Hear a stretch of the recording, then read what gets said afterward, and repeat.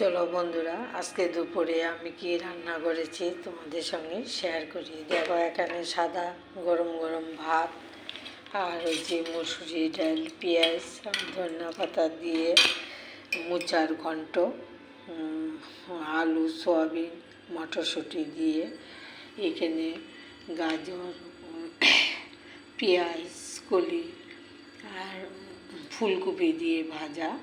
আর আমি একা খাবো তো ডিম একটা আমলেট বড়া করে সয়াবিন দিয়ে ঝুল করেছি। বন্ধুরা, আজকে এইটুকুই করেছি, আর সঙ্গে টক দই আছে। এই আজকে আর বেশি কিছু করিনি, আজকে এইটুকুই করেছি। চলবে তো? চলো সবাই মিলেমিশে আমরা এখন খেয়ে নেব। এই যে দেখো, আজকে মেনু এইটুকুই করেছি। বন্ধুরা, সবাই পাশে থেকো, ভালো থেকো, সুস্থ থেকো।